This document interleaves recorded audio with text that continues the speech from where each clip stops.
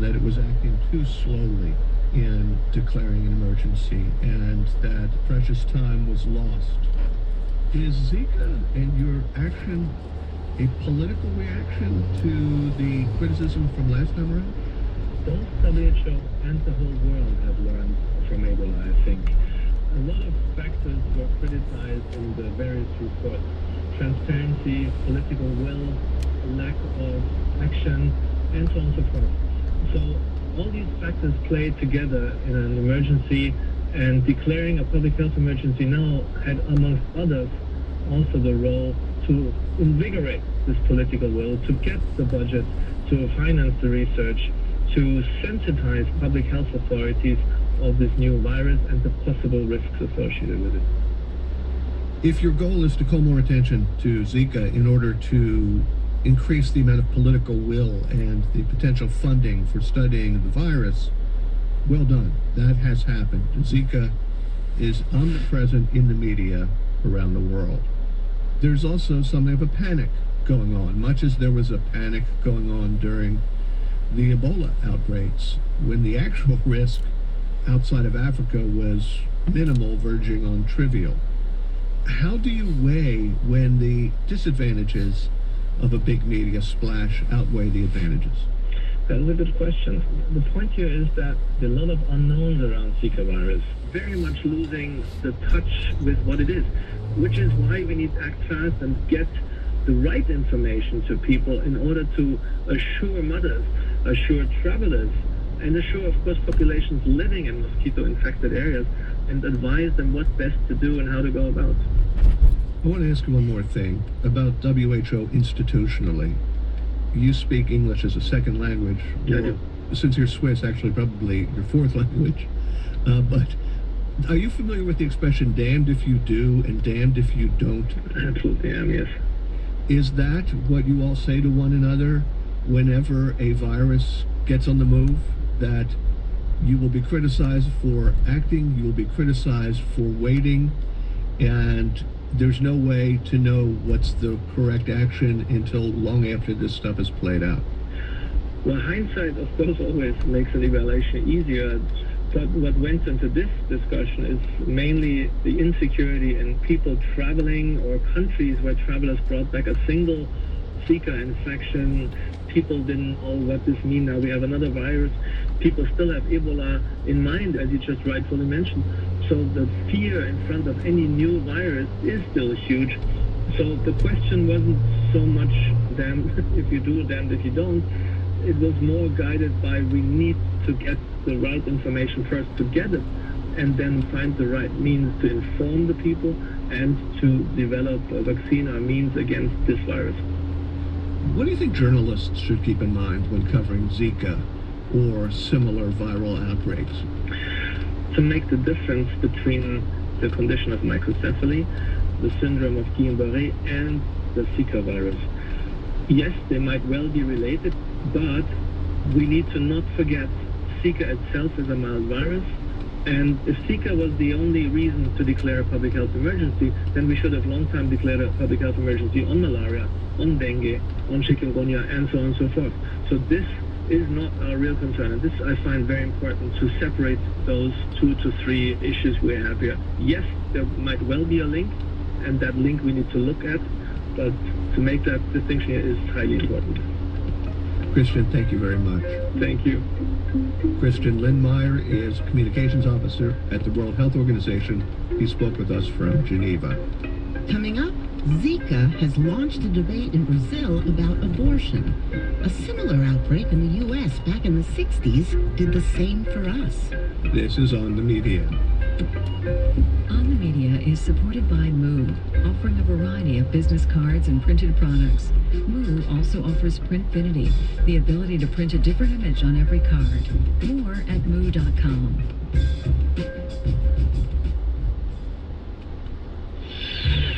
Come see WNYC live on stage for 3 days at BAM.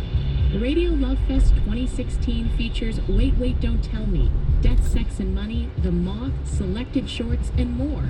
Plus, music and movies. Meet us in Brooklyn for Radio Love Fest, March 10th through 12th.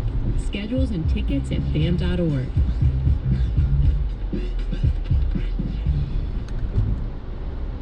WNYC receives support from Columbia University School of Professional Studies, which offers professional graduate programs, certifications, and courses.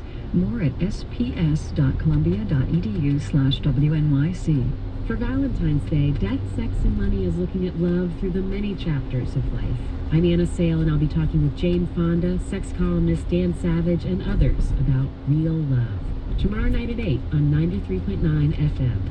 This is On the Media. I'm Brooke Gladstone. And I'm Bob Garfield. Sometimes a pathogen is just a pathogen, but often it also creates an opening to talk about underlying problems.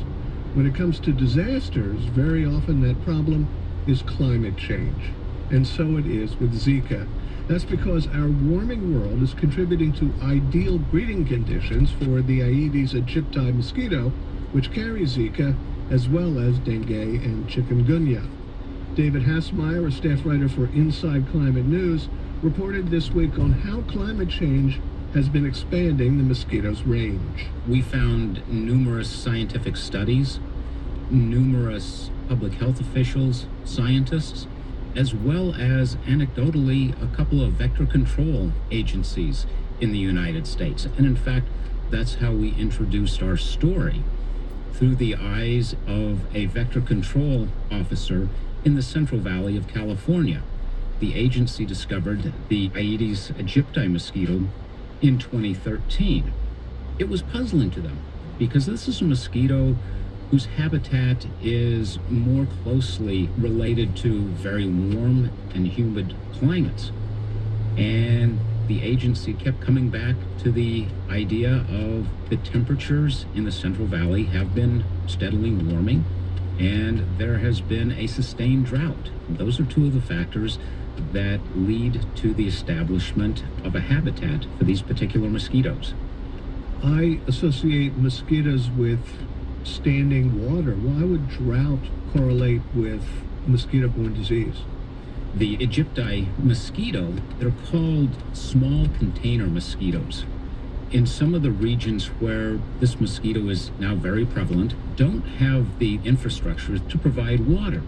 People store rainwater, to store whatever precious water they can, oftentimes in open containers and in barrels.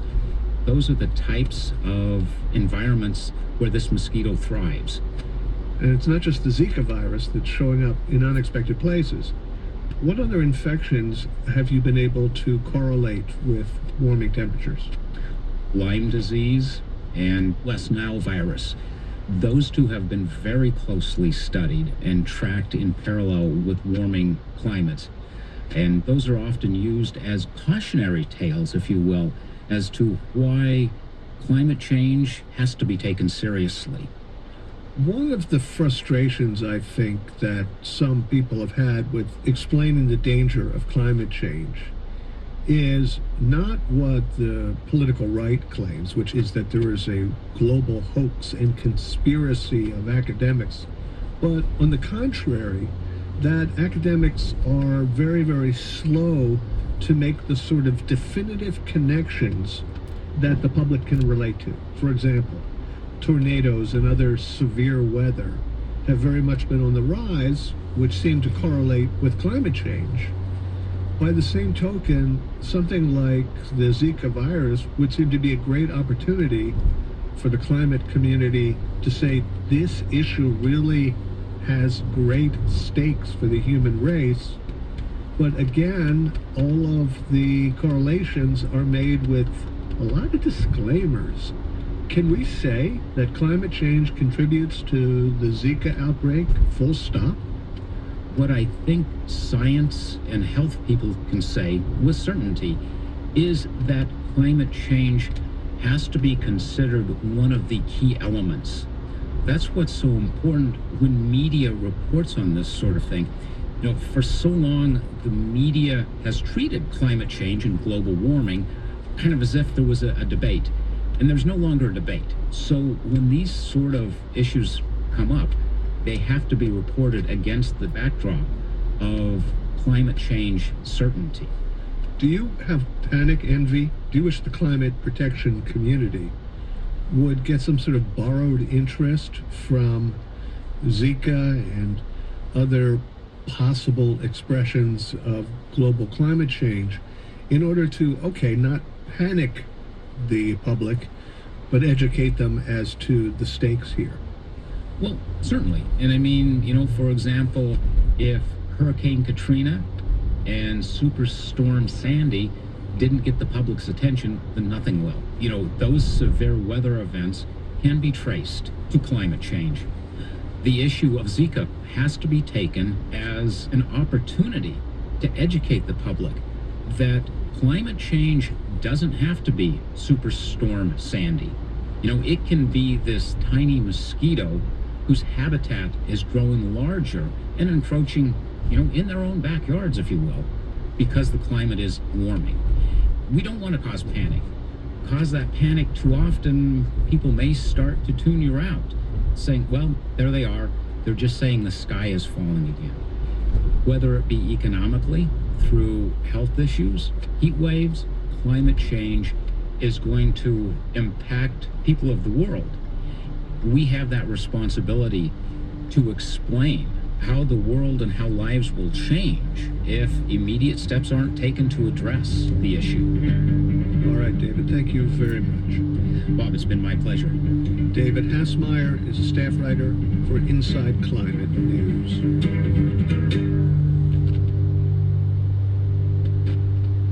Another issue wedged open by Zika, as we heard earlier, is reproductive rights. This month, the UN High Commissioner for Human Rights urged governments in Zika-affected countries to repeal their abortion bans. But this wouldn't be the first time an epidemic has influenced the abortion debate. Leslie Regan is professor of history, medicine, gender, women's studies, and law at the University of Illinois, and she said it happened in the U.S. 50 years ago. But it didn't happen right away. First, we had to learn the real threat posed by the omnipresent, seemingly harmless illness known as rubella, or German measles. In 1941, it was an Australian physician with mothers who figured out that it caused cataracts, and then they kept investigating and saw heart defects, deafness, and a series of other physical defects, and what they called mental retardation, intellectual impairment.